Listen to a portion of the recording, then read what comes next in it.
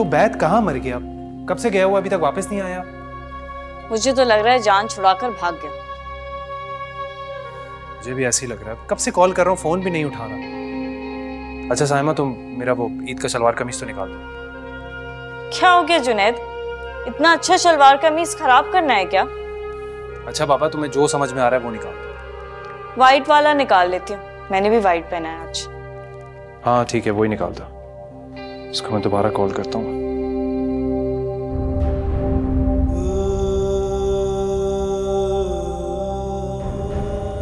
एक तुम थे यूसुफ जो सबका ख्याल करते थे,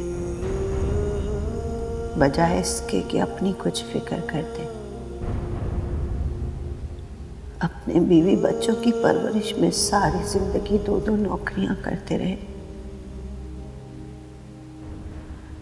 क्या जरूरत थी इतनी मेहनत करने की? घर में तो बस जैसे सोने के लिए ही आते थे। तुम अपने बच्चों को एक अच्छा मुस्तकबिल देना चाहते थे, इन बच्चों को जो तुम्हारे इंतकाल के पहले दिन ही तुम्हें भूल बैठे हैं। ये क्या बेहिसी है?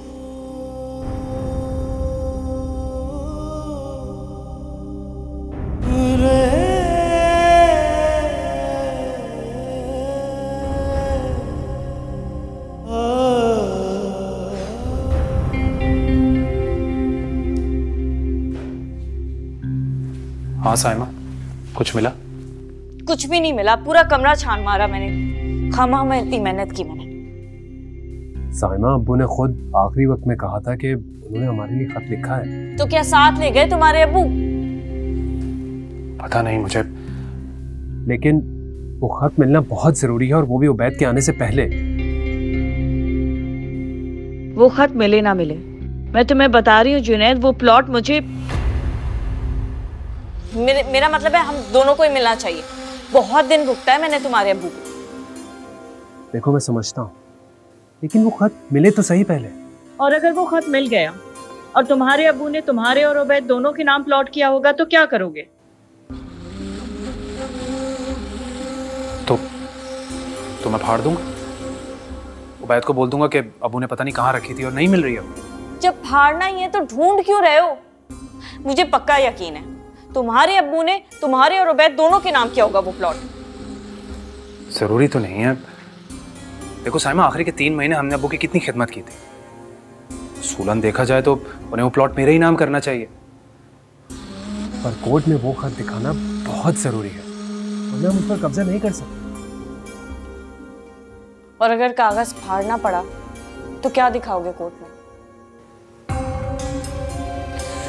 वो तो समझ में नहीं आ रहा।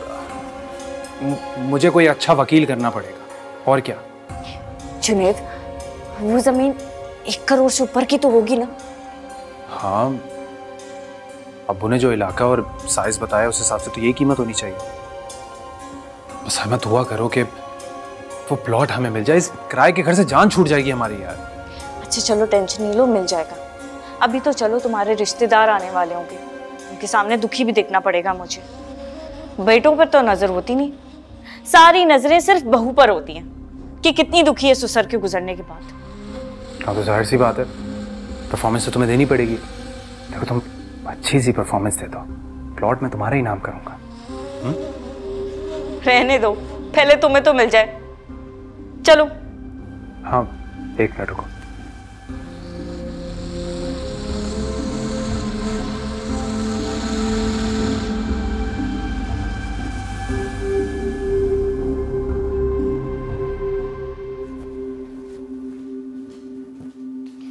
सर में दर्द हो गया मेरे को।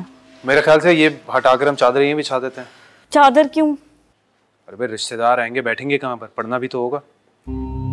अच्छा बिछा देती हूँ, मगर सुनो, ये आने वालों के लिए खाने का बंदोबस्त करने की जरूरत नहीं है। क्या हो गया तुम्हें? खाने वाने का किसको खुश होगा? सही बात है। लो उबैद आ गए। अस्सलाम वालेकुम। तुम कहाँ चले गए थे? मुझे कहाँ जाना है भाई?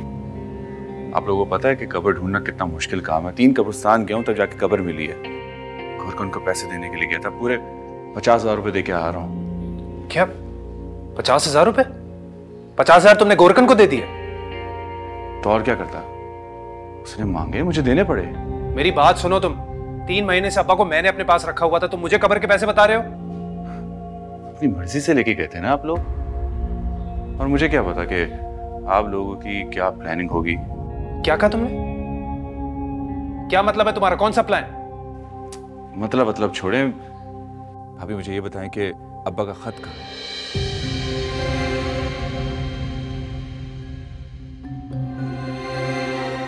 आप दोनों एक दूसरे को ऐसे क्या देख रहे हैं? मैं खत के बारे में पूछ रहा हूँ आपसे। खत? कौन सा खत?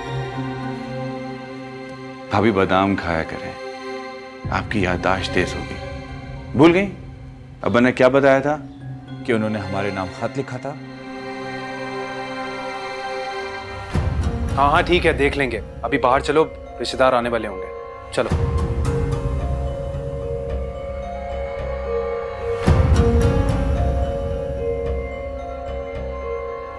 उबैद चलो यार।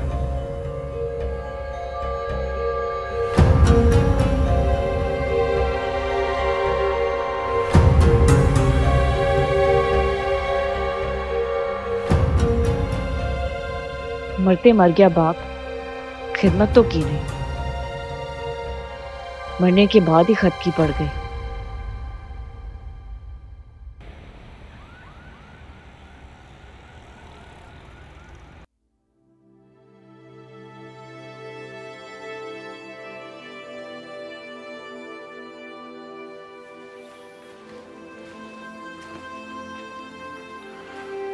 ये पप्पू अभी तक वापस क्यों नहीं गई?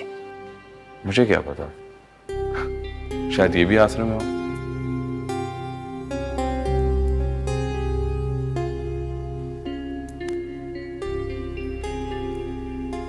आ गए तुम लोग? आप हमारा इंतजार कर रही थी? हाँ। यूसुफ को कौन से कब्रिस्तान में दफनाया है? अपनी माँ के करीब कहीं दफनाया है ना? नहीं पप्पू, वो उस कब्रिस्तान में जगह नहीं मिली, इसलिए। जगह नहीं थी या रेट ज्यादा थे? पप्पू जाहिर सी बात है, जहां पर जगह नहीं मिलेगी वहां रेट्स भी तो ज्यादा होंगे ना।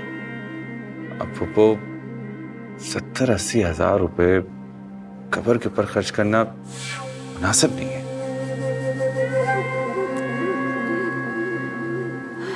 मुनासिब बात तो नहीं है, लेकिन अपनी माँ के करीब दफनाते ना, दोनों पास पास रहते तो अच्छा था। दोनों में बहुत मोहब्बत थी। अच्छा, मैं शाम को यूसुफ की कब्र पे जाऊंगी। कब्रिस्तान के बाहर से कब्र नजर तो आ जाएगी ना? हाँ हाँ, नजर तो आएगी, लेकिन पापा आप क्या करेंगे वहां जाके? क्या करूंगी?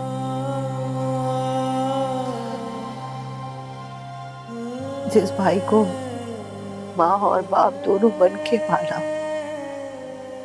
उसका आखिरी घर तो देख लो। पता नहीं कि जिंदगी फिर मौका दे ना दे।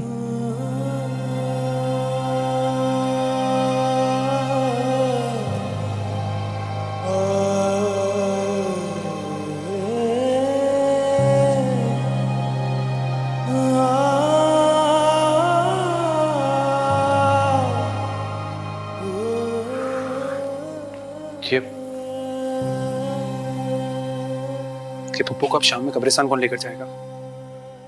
आप जाएंगे और कौन जाएगा? भाई देखिए, मेरे पास तो बिल्कुल भी वक्त नहीं है, क्योंकि मुझे एक जरूरी काम से वकील के पास जाना है। वकील के पास? क्यों? जब खत मिलेगा तो अदालत भी तो जाना होगा। अरे कौन सा खत भाई? कोई खत नहीं है। अच्छा, अब्बा जान का एक प्लॉट था, उस पर जितना हक आपका है ना, उतना मेरा भी है। हो तो तुम्हारी उस प्लॉट पर नजर है? क्यों? आपकी और भाभी की नजर नहीं उसके ऊपर? भाई मैं बहुत अच्छे तरीके से जानता हूँ कि अब्बा जान के आखिरी दिनों में आप उन पर इतने क्यों मेहरबान हो रहे हो। मैं इतनी आसानी से पीछे नहीं हटूंगा, अपना हक लेकर आऊंगा।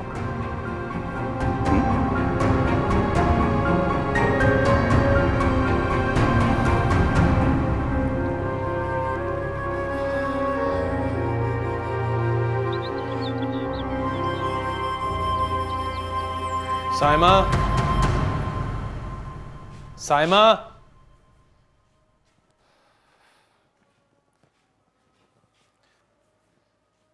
साइमा, आ गए आप? या मुझे एक कप चाय पिलाओ, थक गया मैं बहुत ज्यादा। मैंने तो कहा था इस टाइम जाने की जरूरत नहीं है। कितना रश होता है इस टाइम। पप्पो की जिद के आगे क्या कर सकते हैं। साइमा बेटा, जुनेद के बाप की और तुम्हारे ससुर की कब्र पे गए थे, जो कल ही इस दुनिया से रुखसत हुआ। पता है पुप्पो, तो क्या हम भी कब्रिस्तान में ही घर बना लें? असल घर तो वही है।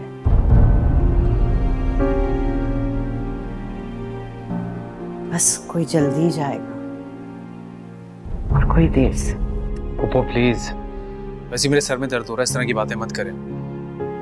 तो आप ये बताएं, वो हैदराबाद कब जाएंगी वापस? हाँ, 5 दिन हो गए आपको आए हुए। कल सुबह की गाड़ी से चले जा।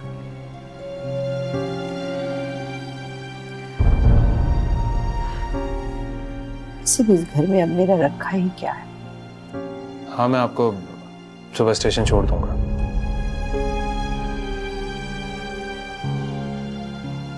तो बैद आया था? हाँ, आया था और बहुत बदतमीजी करके गया है।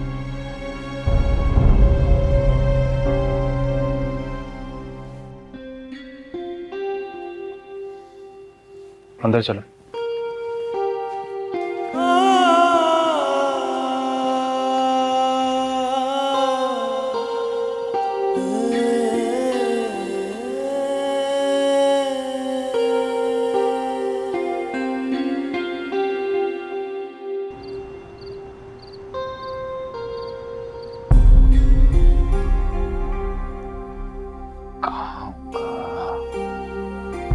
कहाँ रख दिया है? उबैद, साइमा क्या कह रही है? तुमने इससे बदतमीजी की है? हाँ बिल्कुल, मैंने की है इनके साथ बदतमीजी, क्योंकि ये मुझे बाहर से ही टहलाने की कोशिश कर रही थी। यार तुम जो यहाँ ढूंढ रहे हो ना, पेपर्स यहाँ नहीं है। ओह, तो इसका मतलब है कि आप लोगों ने पहले ही कमरा छान लिया। लेकिन भाभी, आप मुझे नहीं कह रही थी कि आपको खत के बारे में कुछ नहीं मालूम? हाँ, अच्छा, ज्यादा बाको मत। ढूंढ लो, तुम भी तसल्ली कर लो। हमने कब रोका है? जब आपको नहीं मिली तो फिर मुझे कैसे मिलेगी? हाँ, ये भी हो सकता है कि शायद आप लोगों को मिल गई हो। तुम क्या कहना चाह रहे हो? कि हमें वो खत मिल गया है और हम छुपा रहे हैं? जी बिल्कुल ठीक समझी आप, सही कहा आपने। उबैद, हाथ में रहो तुम अपनी। अरे भाई, क्या आप मुझे मेरी हद के बारे में बता।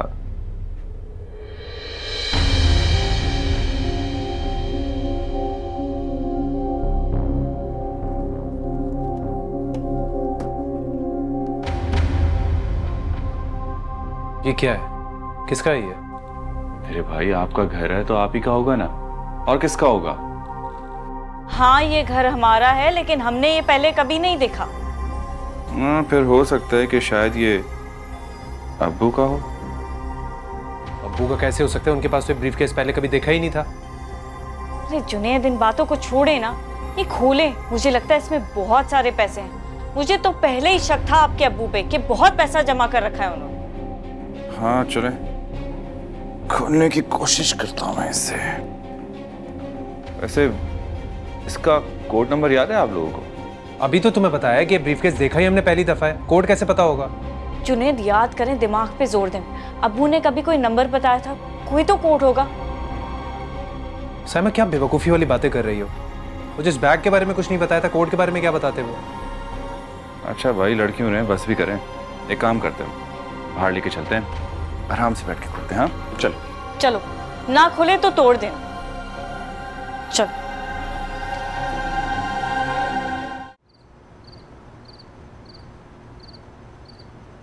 ट्रिपल 1 मिलाओ।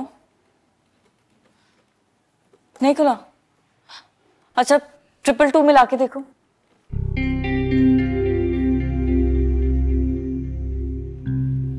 नहीं खुल रहा। एक काम करता हूँ, मैं इस ब्रीफकेस को घर ले आता हूँ, आराम से बैठ के सारे नंबर डायल कर लूंगा, खुल जाएगा। तुम नंबर खुद नहीं ट्राई करोगे, किसी माहिर चोर से खुलवाओगे इसे। अच्छा, तो क्या फर्क पड़ता है? ब्रीफकेस तो खुल जाएगा ना? नहीं, ये खुलेगा तो मेरे सामने खुलेगा। जिसे बुलाना है यहीं बुलाओ। जुनैद, एक तो ये नहीं जाती। जुनैद, जी पप्पो। क्या कर रहे हो तुम लोग?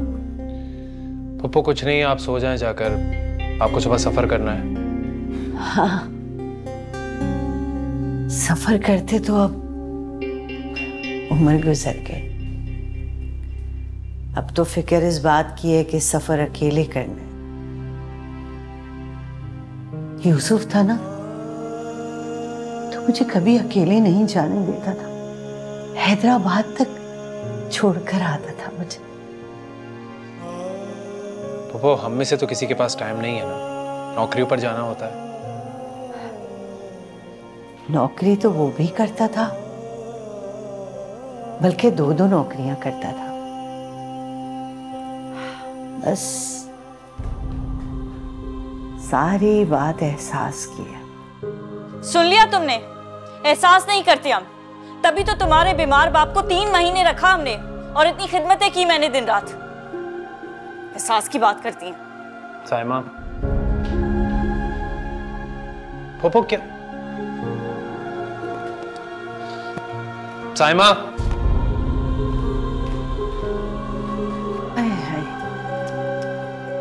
मुझे तो लगता है कि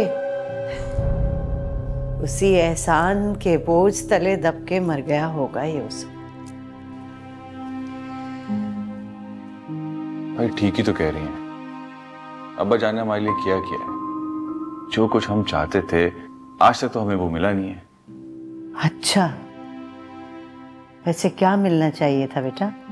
भाई मैं तो चाहता था कि मैं अमेरिका जाऊं, वहां अपनी पढ़ाई कंप्लीट करूं, वहां की डिग्री लेकर आऊं, लेकिन अब्बू के पास पैसे कहाँ थे? एक बात बताओ बहन,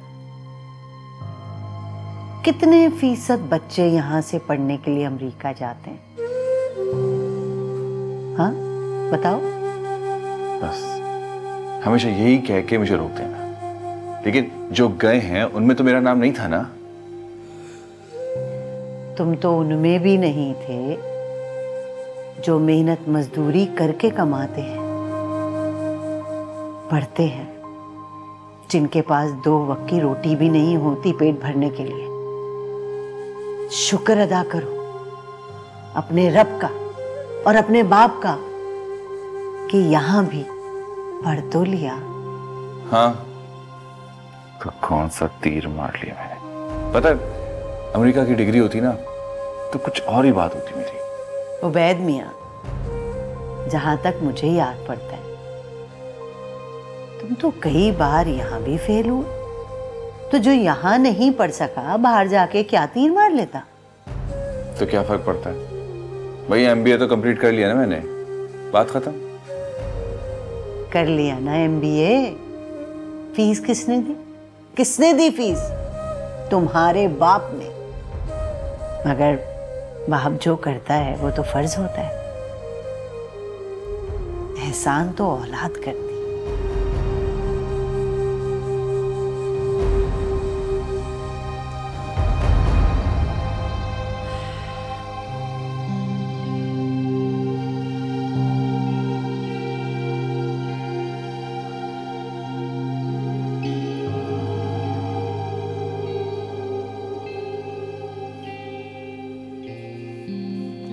लेक्चर्स। भाई मैं तो चला सोने।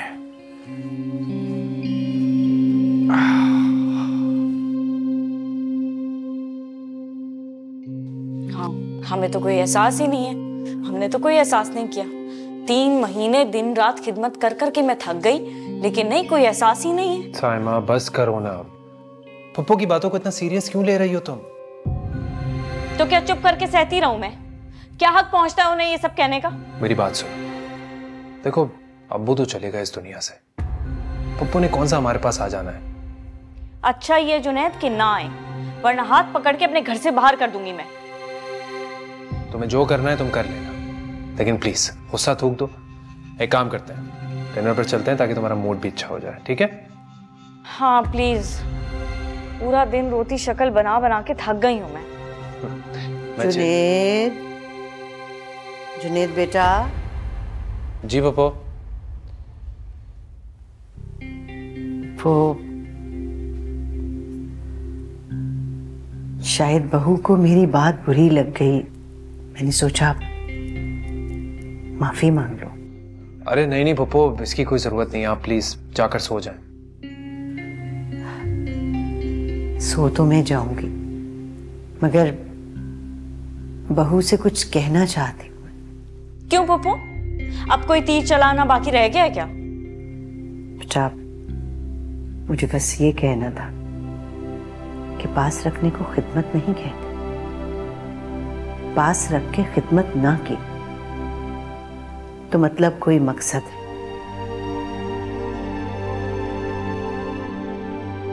क्या कहना चाह रही हैं कि हम अब्बू को यहाँ किसी मकसद से लाए थे? ये तो बेटा तुम ही जानती होगी। यूसुफ ने आखिरी 3 दिन मेरे साथ गुजारे। बेटा वो बहुत रोता था, बहुत दुखी था वो। पप्पू कहना क्या चाह रही हैं आप? अब्बू को हमने यहाँ पर रखा हुआ था तो हम उनसे घर का काम करवाते थे, उन पर जुल्म करते थे। हाँ हाँ, उल्टा मैंने ही पका पका के खिलाया उन्हें। बेटा सड़क पे भीख मांगने वाले का भी कोई ना कोई पेट भर ही देता है। और हाँ, सिर्फ मारने पीटने को जुल्म नहीं कहते बेटा। अरे तो हमने ऐसा क्या कर दिया भाई, क्या कर दिया बताएं? यूसुफ मुझे बताता था कि तुम दोनों मियां बीवी अक्सर खाना दिए बाहर ही खाकर घर आते थे। अच्छा, तो उन्होंने हमारे बाहर जाने और खाने पे भी नजर रखी हुई थी? अरे नहीं बेटा, ये बात नहीं है। माँ बाप तो अपनी औलाद की खुशी में ही खुश होते हैं, मगर औलाद को चाहिए ना कि थोड़ा बहुत टाइम अपने बूढ़े माँ बाप के साथ बिताए, बैठ के उनसे बातें करे मुस्कुरा के, कि उनको भी सुकून मिले, उनकी जिंदगी के कुछ लम्हे बढ़ जाए। दिन का पका हुआ खाना ठंडा, अगर रात को बाप खुद गर्म करके निकाल के खाए तो क्या यहाँ खिदमत के तकाजे पूरे हो जाते हैं? नहीं ना। जरा सोचो, अगर ये खिदमत है तो तुम्हारा भाई और भाभी अगर तुम्हारे वालिदैन की ऐसी खिदमत करें तो कैसा लगेगा? कैसा लगेगा? फिर भी बेटा तुम हमारी औलाद हो, लेकिन मैं तो अल्लाह का शुक्र अदा करती कि अल्लाह ने तुम दोनों को औलाद नहीं दी, वरना पता नहीं बुढ़ापे में वो तुम्हारे साथ क्या सलूक करते।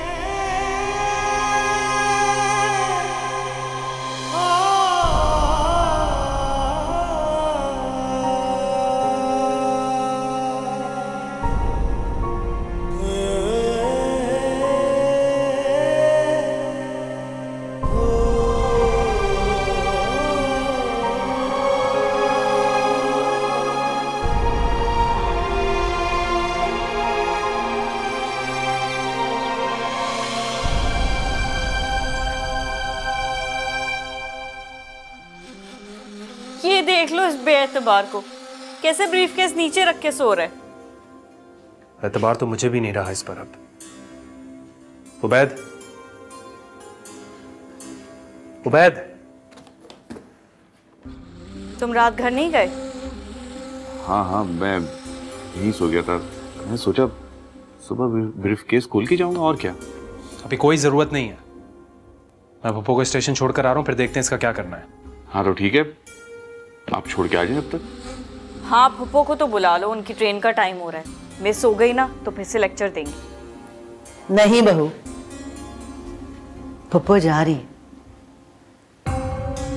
ट्रेन निकल गई तो बस पे चली जाएगी, बस भी निकल गई तो पैदल चल पड़ी। तुम फिक्र मत करो। पप्पू चले, मैं आपको स्टेशन छोड़ देता हूँ। नहीं, मैं खुद रिक्शे पर चली जाऊंगी। वैसे भी अभी तुम लोगों को अपने बाप का ब्रीफकेस भी तो खोलना है। क्या? आपको कैसे पता ब्रीफकेस का?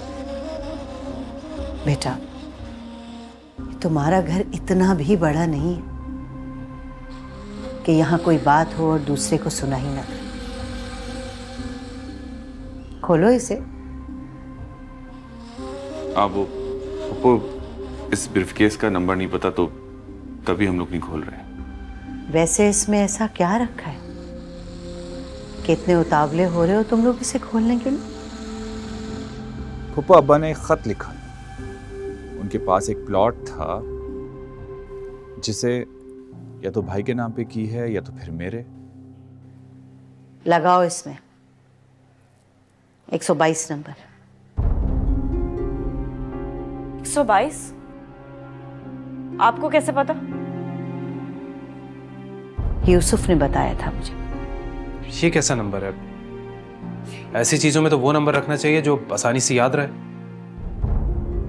खोलो, खोलो इसे।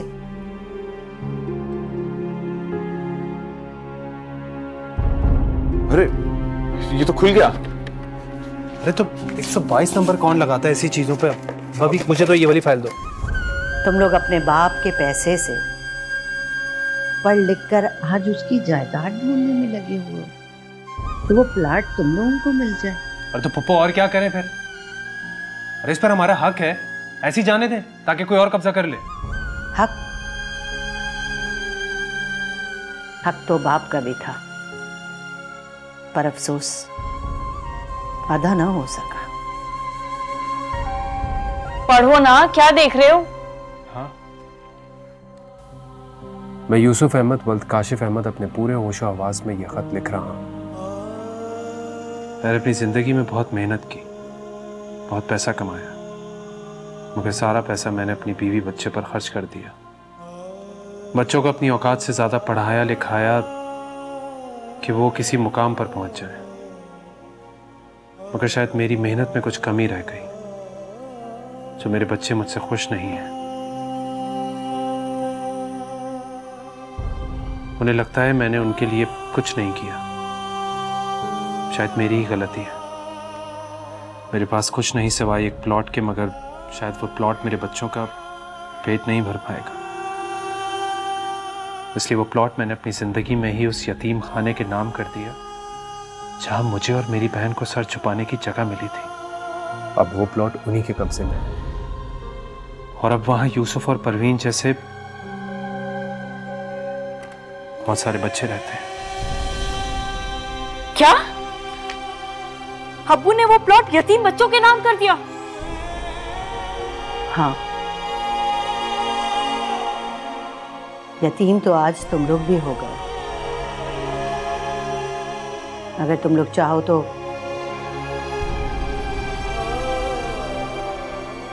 मगर शायद तुम लोग इस काबिल नहीं हो कि तुम लोगों पे कोई मेहरबानी की जाए। जुनैद, तुम और तुम्हारी बीवी जिस लालच में अपने बीमार बाप को इस घर में लाए थे, वो तो पूरी नहीं। और उबैद, तुमने एक बार भी अपने बाप को साथ ले जाने के लिए नहीं कहा, और आज उस प्लाट की लालच में इस घर में पड़े हो, तुम्हारे हाथ भी खाली रह गए। अब करना मेहनत, मेहनत करना अपने बाप की तरह। अब पैसा कमाना। मैं चलती हूँ। खुदा हाफिज।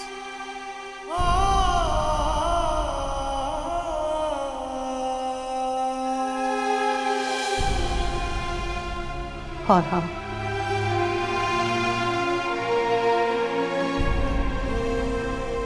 ये कुछ पैसे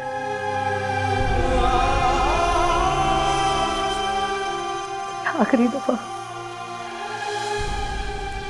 मेरे भाई की कब्र फूल चढ़ा देना, उसकी बहन की तरफ से।